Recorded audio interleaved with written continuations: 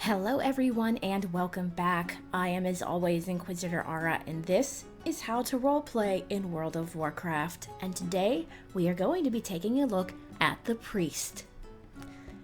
Please note that these are just generally accepted guidelines to socially acceptable and lore-friendly roleplay in World of Warcraft. There is a niche for every type and style of roleplay out there. What I am telling you here are the generally accepted guidelines that will not get you ridiculed. The priesthood of Azeroth comes in all shapes, sizes, and colors.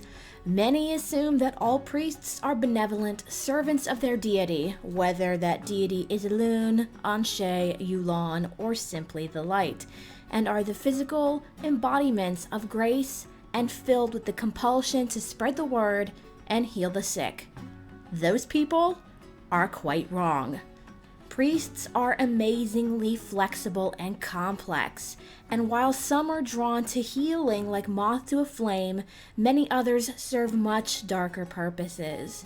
In fact, a priest's capability to harm is as expansive as their capability to heal. Priests heal, but they can make a body and a mind suffer in ways unimaginable by almost anyone else, including those dark practitioners of fell magic. The first thing that really needs to be talked about when dealing with the priest as a class is that your priestly path is almost entirely rooted in whatever culture it is that you grew up in. Almost every race on Azeroth has a deity to serve, such as Elune for the Kaldera'i or the Loa for the Trolls.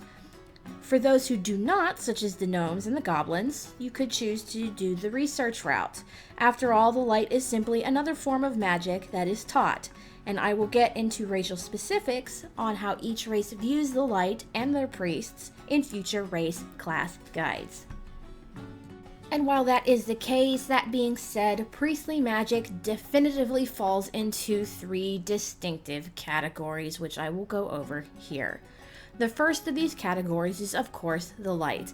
This is the most familiar of the three priestly concepts, as it is the one that most people think of when they think of a priest. The Light, generally speaking, is benevolent and beneficial. However, like the Paladin, priests can smite the wicked with it. Unlike the Paladin, a priest's command of the Light is substantial. After all, Paladins can shield themselves with steel and protect themselves with a sword. A priest, all they have to defend himself and their allies is the Light, so it makes sense that their command of the Light is much, much stronger. Then there is the shadow, for where there is light, there must also be darkness, and shadow priests serve to counterbalance the light sworn. Unlike most priests, however, the shadow priest focuses on inflicting pain, not only on enemies' bodies, but on their minds. Shadow magic comes from the Void. The Void is the home base for ancient, insanity-causing beings known as the Old Gods, and we have seen several of these on Azeroth: Sithun, Yogg-Saron, Y'Shaarj, or more specifically, the Shah at this point. These dark priests thrive, embracing this insanity and feeding off of the minds and bodies of their opponents to reach terrifying new limits. And yet, between the brilliant effervescence of light and the seething insanity of shadow, there are priests who understand that it is not enough for there to be priests of light and priests of dark. These disciplined minds know that light casts shadows and that darkness is defined by light, and that true discipline stems from one's ability to balance these opposing forces, and that scriptures, both virtuous and vile, must be studied and understood to protect their people. Now that we've looked at that, there's one very important point that I absolutely have to mention, and that is that this does not mean that shadow priests are evil, or that light-sworn priests are good. Priests represent a very unique dichotomy in the world. They realize that to balance light, there must be shadow, and that many shadow priests are just as social and priestly as their light counterparts. Now, while there are indubitably philosophical differences, there are rarely any quarrels to be had within these two different kinds of priesthoods, as almost universally all priests recognize there must be a balance between the two. We all know that shadow is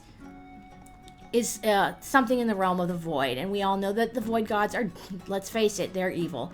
But that doesn't mean that the priests that represent shadow are evil as well, and that goes the same for light-sworn priests. It doesn't necessarily mean that all light-sworn priests are good people.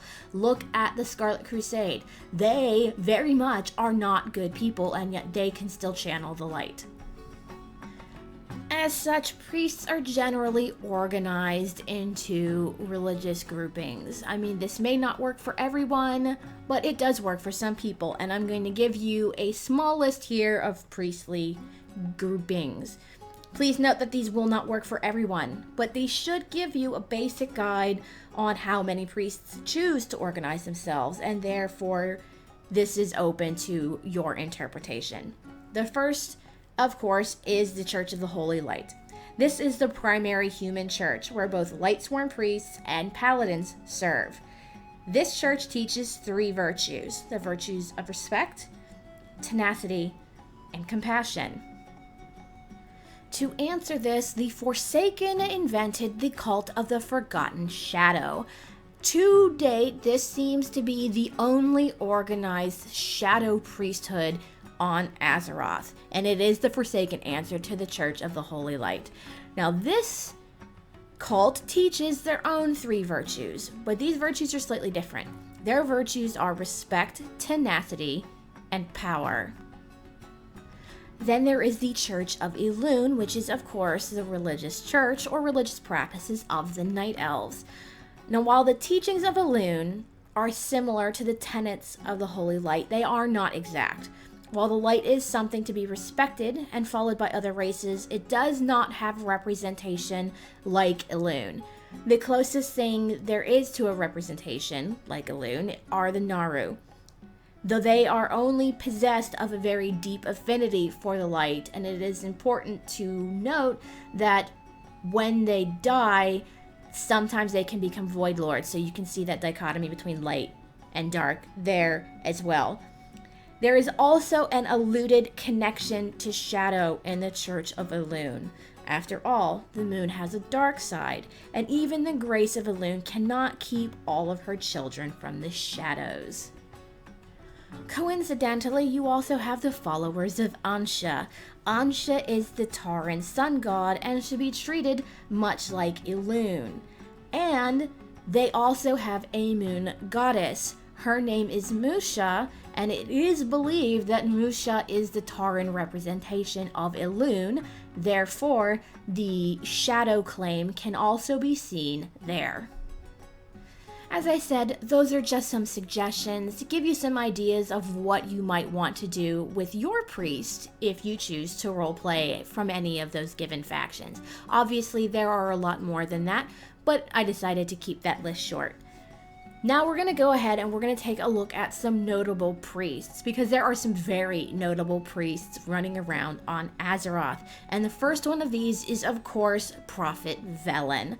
Prophet Velen, who guided his people from Argus to Azeroth ahead of Kil'jaeden the Deceiver. He becomes the holy representative in the priest class hall, so you should get used to seeing him around. He is also the one who sacrifices his life to save Kara in Shadowmoon Valley, although that is the alternate Velen, not our Velen, if you understood that. Next is Moira Thaurissan, the estranged daughter of Magni Bronzebeard and widow of Emperor Daggerin Thaurissan. She serves as Dark Iron representative of the Council of Three Hammers. She will be the shadow representative for the priests in the priest class hall. Then there is Alonsis Fowl, founder of the Church of the Holy Light and co-founder, along with Uther the Lightbringer, of the Knights of the Silver Hand. thought to be dead and now come out of the shadows to assist the priests with the third coming of the Burning Legion, Alonsis Fowl was a member of the Scourge and is currently a member of the Forsaken. And he will be the Discipline Priest representative in your class hall. And last but certainly not least is Prince Anduin Wrynn, who was trained by the Prophet Velen and is the son of King Varian Wrynn of Stormwind. Whether to heal or to harm, the priests of Azeroth live in a precarious balance between light and shadow, but do not be fooled. Priests are as diverse as the deities they represent, and one is just as liable to find the shadow as they are the light. Well, that is going to be it for me for this week. Thank you guys so much for watching. Remember, if you like what you see and you want to see more, don't forget to hit that like button. Don't forget to comment below, and don't forget to subscribe. Leave me your comments and your suggestions. I have a big old list here that I'm working my way through, so be patient. If you have suggested something in the past, chances are I have it on my list and I am working on it. So fear not, I am keeping you in mind. Anyways, thank you guys again so much for watching. Have a great week, have a great weekend, and we will see you again in Azeroth.